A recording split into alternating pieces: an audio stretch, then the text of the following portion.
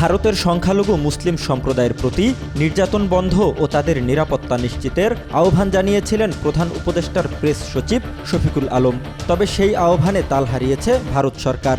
বিষয়টিতে ইতিবাচক সাড়া না দিয়ে উল্টো বাংলাদেশের বর্তমান পরিস্থিতি নিয়ে প্রশ্ন তোলার চেষ্টা করে চাপে রাখতে চাইছে বাংলাদেশকে। প্রেস সচিব শফিকুল আলম গত বৃহস্পতিবার ভারতে সংখ্যালঘু মুসলিমদের পূর্ণ নিরাপত্তা নিশ্চিত করার আহ্বান জানিয়েছিলেন। জবাবে শুক্রবার ভারতের পররাষ্ট্র মন্ত্রণালয়ের এক বার্তায় মুখপাত্র রণধীর জয়সওয়াল বলেন, পশ্চিমবঙ্গের ঘটনাবলী সম্পর্কে বাংলাদেশের মন্তব্য আমরা প্রত্যাখ্যান করছি। বাংলাদেশে সংখ্যালঘুদের উপর চলমান নিপীড়ন নিয়ে ভারতের উদ্বেগের সঙ্গে তুলনা টানার জন্য এটি একটি অসৎ প্রয়াস, যেখানে এই ধরনের অপরাধমূলক কাজের অপরাধীরা এখনও অবাধে ঘুরে বেড়াচ্ছে।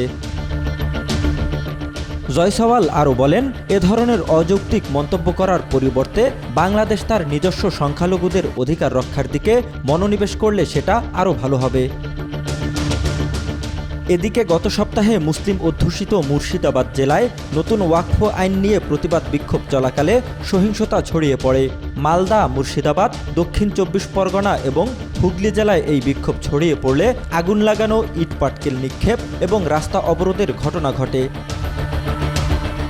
চলমান এই সহিংসতার মধ্যেই পশ্চিমবঙ্গের মুখ্যমন্ত্রী মমতা বন্দ্যোপাধ্যায় বুধবার কলকাতার নেতাজি ইনডোর স্টেডিয়ামে ইমাম মুয়াজ্জিন, বুদ্ধিজীবীদের সভায় এই সহিংসতার জন্য বাংলাদেশকে দোষারোপ করেন।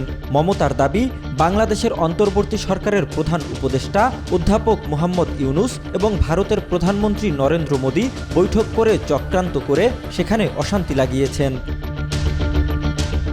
সংশোধিত ওয়াকফ আইন ঘিরে শুধু পশ্চিমবঙ্গে নয়, ভারতের উত্তরপ্রদেশ সহ দেশটির একাধিক অঞ্চলে সংখ্যালঘু মুসলিমদের ওপর নির্যাতনের নানা তথ্য গণমাধ্যমের খবরে উঠে আসছে। তবে ভারতে সংখ্যালঘু মুসলিমদের ওপর চলমান অত্যাচার অস্বীকার করে উল্টো বাংলাদেশের দিকেই অভিযোগের আঙ্গুল আগ্রাসনবাদী মোদী সরকারের। জহিরুল ইসলাম, আজকাল।